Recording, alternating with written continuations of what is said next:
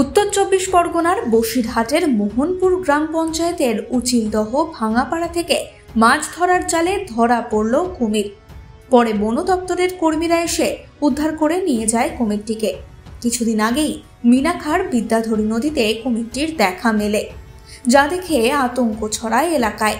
অবশেষে কুমিরটি ধরা পড়ায় স্বস্তিতে স্থানীয়রা।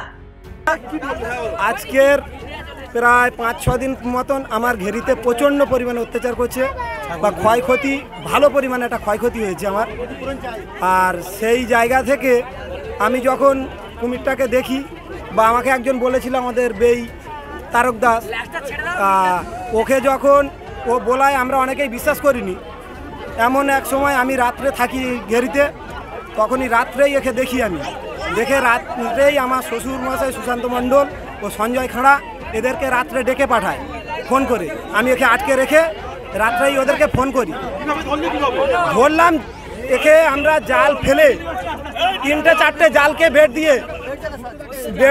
দিয়ে জাল ফেলার পরে প্রভাত দাস আমাদের সে এখানে নেই, এক্ষুনি চলে গেছে বাড়ির দিকে, হয়তো আসবে।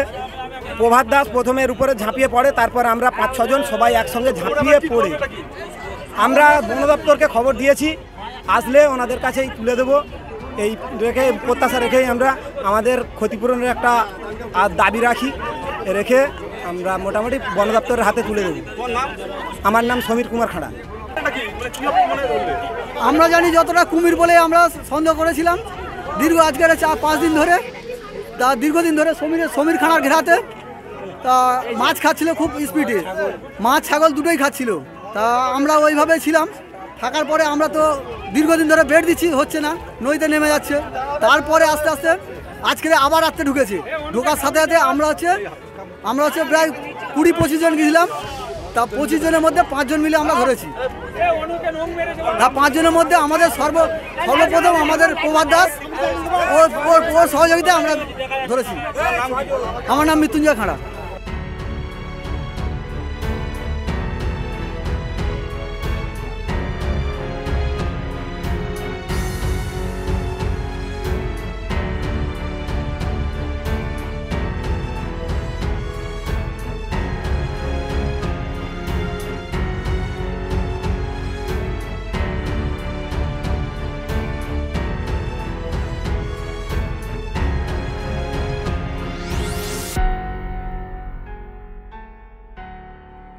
এই সময় ডিজিটাল।